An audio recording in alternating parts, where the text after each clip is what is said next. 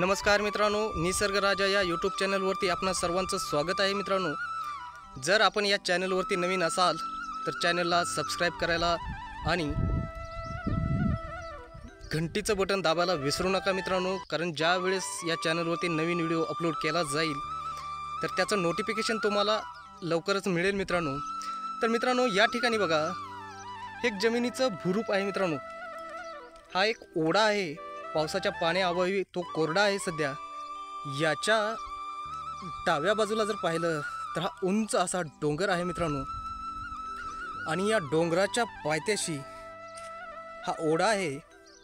आणि या ओढ्याच्या उजव्या बाजूला जर पाहिलं तर हा देखील एक असा पूर्ण उंच असा डोंगर आहे। आणि या दोन्ही डोंगराच्या आत हा एक ओढा आहे, किंबहुना ओहळ असं बी म्हणू शकतात मित्रांनो। तर हा एक कोरडा असलेला ओढा आहे। तो पावसाच्या पाण्याअभावी आता तो कोरडा आहे। ज्यावेळेस या ठिकाणी पाऊस पडेल या भागामध्ये, त्यावेळेस हा ओढा पूर्णपणे जवळपास 7 ते 8 महिने हा पाण्यानं खळखळत असतो मित्रांनो हा ओढा।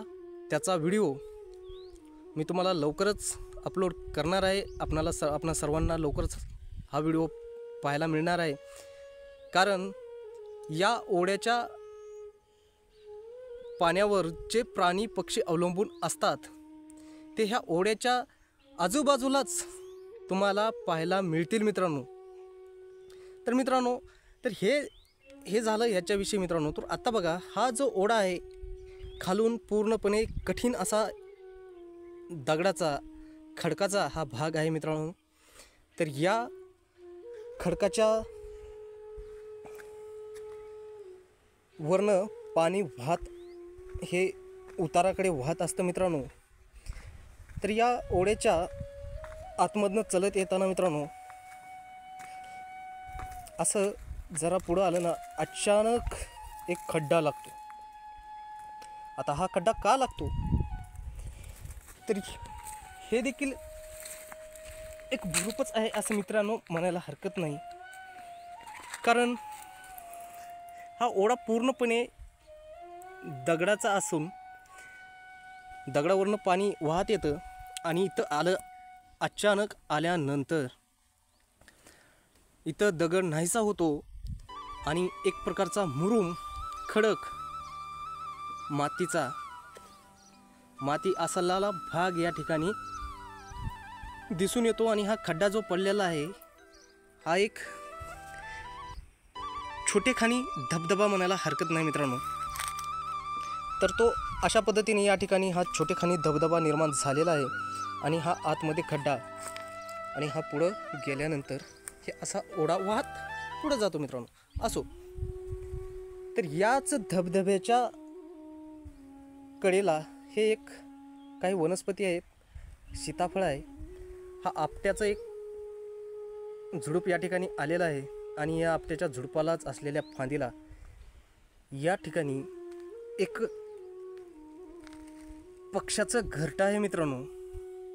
तर हे घरटं आहे सुग्रण पक्ष्याचं घरटं मित्रांनो। तर या घरट्याचं वैशिष्ट्य, आता सुग्रण म्हणल्यानंतर पक्ष्यामध्ये सर्वश्रेष्ठ उत्तम असं घरटं बांधणारा पक्षी म्हणलं की सुग्रण। तर या सुग्रण पक्ष्याचं घरटं आपण भरपूर वेळेस पाहिलेलं आहे। पण जे हे घरटं आहे, या व्हिडिओमध्ये जे तुम्हाला घरटं दिसतं, या घरट्याची रचना आता हे जुनं झाल्यामुळं काही पडझड झालेली आहे या घरट्याची। तर जो पक्ष्यानं घरट्यामध्ये जाण्यासाठी मार्ग केलेला होता त्याचा काही भाग या ठिकाणी उडालेला आहे मित्रांनो नैसर्गिकरित्या। तर अर्धवट असा असलेला हा भाग आपल्याला दिसतो, त्याचा एक भाग उडालेला आहे। तर या भागामध्ये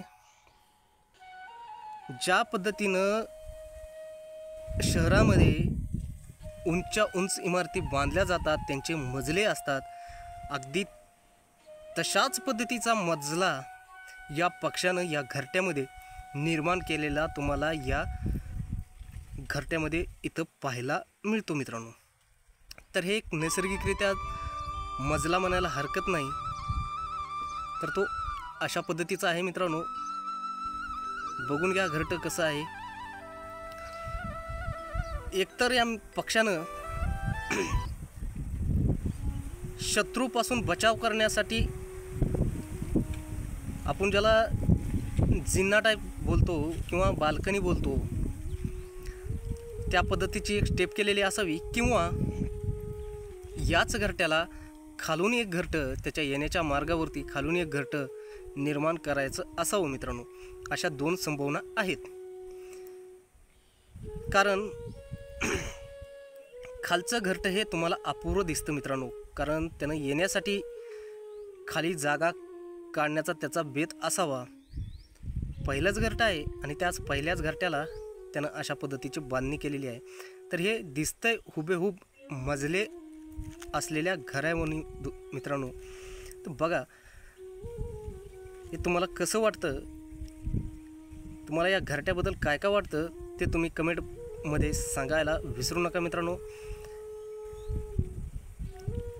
अशाच पद्धतीचे सुंदर सुंदर व्हिडिओ तुम्हाला या चॅनलवरती निसर्गातील सर्व गोष्टींची रहस्य, गूढ असलेली रहस्य तुम्हाला या चॅनलवरती बघायला मिळतील मित्रांनो. तर बघा मित्रांनो, हुबेहूब मजला असलेल्या इमारतीसारखं हे बांधकाम असलेलं दिसते की नाही, नैसर्गिकरित्या बांधकाम. मित्रांनो, हा व्हिडिओ कसा वाटला कमेंटमध्ये नक्कीच सांगायला विसरू नका. आज के लिए इतना ही काफ़ी.